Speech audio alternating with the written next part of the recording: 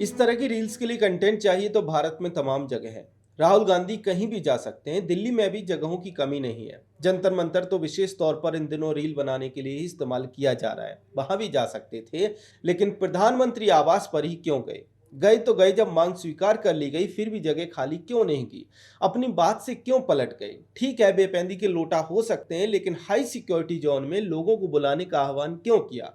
आइए समझने का प्रयास करते हैं कि कैसे कांग्रेस पार्टी, समाजवादी पार्टी और विपक्षी दलों की इंटेंशन ही साफ दिखाई नहीं दे रही है। नमस्कार, स्वागत है आपका द पैम्फलेट पर। राहुल गांधी पर हम बात करें उससे पहले आप हमारे चैनल को सब्सक्राइब कर लें, बेल आइकन भी दबा दें और इस वीडियो को लाइक और शेयर जरूर करें। दोस्तों, मीडिया रिपोर्ट्स के मुताबिक 21 जुलाई को कांग्रेस पार्टी की ओर से दिल्ली पुलिस को इनपुट भेजा गया कि कांग्रेस के नेता विजय चौक पर धरना दे सकते हैं, लेकिन राहुल गांधी, प्रियंका गांधी वाड्रा, केसी वेणुगोपाल और कांग्रेस के दूसरे सांसद 7 लोक कल्याण मार्ग पर पीएम मोदी के आवास के बाहर धरना देने पहुंच गए। अब ध्यान से समझिए, राहुल गांधी जब धरना देने पीएम आवास के बाहर पहुंचे, उसके तुरंत बाद केंद्रीय मंत्री जितेंद्र सिंह उनके पास आते हैं। उनसे पूछते हैं कि आपकी क्या मांग है। राहुल गांधी कहते हैं कि हमारी मांग है कि संसद में नीट पर चर्चा होनी चाहिए। केंद्रीय मंत्री उनकी मांग पर सरकार से चर्चा करने के बाद दोबारा से उन्हें जवाब देने के लिए धरना स्थल पर आते हैं। वे उनसे कहते हैं कि आपकी मांग को सरकार ने स्वीकार कर लिया है। संसद में नीट पर चर्चा करने के लिए सरकार तैयार है। आप धरना खत्म कर दीजिए। राहुल गांधी ने इसके बाद जो किया वो बहुत ध्यान से सुनिए, क्योंकि वही एक बात है जो किसी भी नेता के चरित्र को डिफाइन करती है। राहुल गांधी अपनी बात से सीधे सीधे पलट गए। उन्होंने कहा कि हमारी मांगें बदल गई हैं। धर्मेंद्र प्रधान के इस्तीफे तक हम धरना खत्म नहीं करेंगे। अब आप समझिए, पहले कहा गया था कि संसद में चर्चा हो, सरकार मान गई।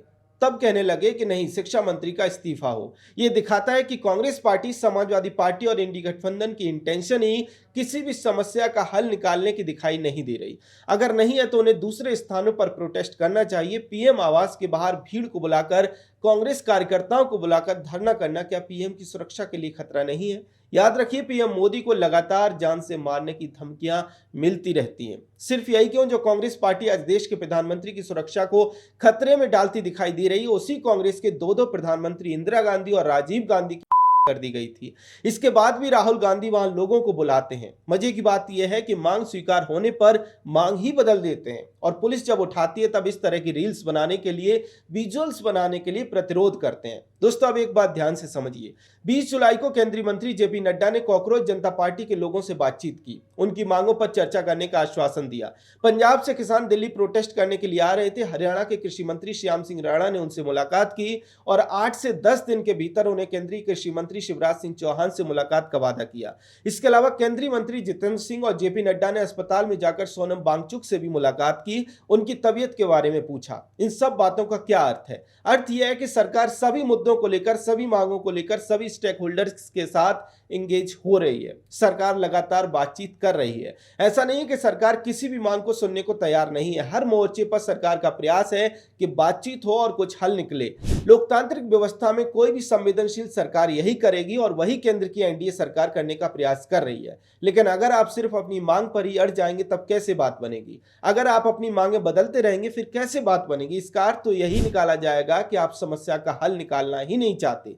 इसका अर्थ तो यही है कि आपकी इंटेंशन ही इसी तरह से अराजकता फैलाने की है। क्योंकि अगर राहुल गांधी को वास्तव में छात्रों की चिंता है, वास्तव में वे पेपर लीक को लेकर चिंतित हैं, तो फिर उन्हें संसद में इस पर चर्चा करनी चाहिए, जिसके लिए सरकार पूरी तरह से तैयार है। लेकिन वहां भी वह अपनी एक शर्त लेकर बैठ गए हैं कि जब तक शिक्षा मंत्री का इस्तीफा नहीं होगा वे चर्चा नहीं करेंगे। नीट एग्जामिनेशन के बारे में आप रूल्स 267 कहते हैं, यहाँ पर बहस करना चाहते हैं। उसके लिए अगर फेयर डिस्कशन हो रहा है तो शिक्षा मंत्री पहले राजीनामा देना चाहिए।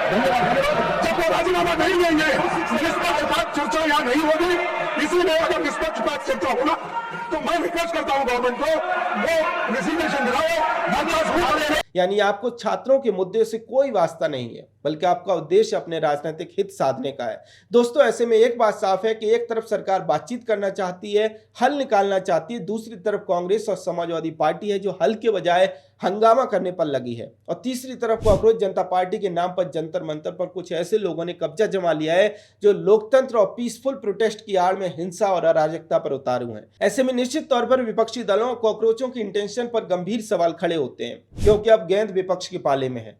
कांग्रेस के पाले में है कि वो नीट पर चर्चा करें और सदन चलने दें। कॉकरोचों के पाले में है कि वो सरकार से बातचीत करे और प्रोटेस्ट को, अराजकता को खत्म करे। अगर वे ऐसा नहीं करते हैं तो इसका अर्थ यह है कि छात्रों का हित उनका उद्देश्य कभी था ही नहीं। इसके अलावा अपनी राजनीति चमकाने के लिए राहुल गांधी देश के प्रधानमंत्री की सिक्योरिटी को भी खतरे में डालने का प्रयास करते हुए दिखाई दिए। इसको लेकर निश्चित तौर पर कांग्रेस पार्टी को देश को जवाब देना चाहिए। खैर, कांग्रेस और कॉकरोचों के प्रोटेस्ट पर आपका क्या कहना है कमेंट सेक्शन में हमें जरूर बताएं। अगर आपको हमारा कंटेंट पसंद आता है तो हमारे चैनल को सब्सक्राइब भी कर लें। जय हिंद।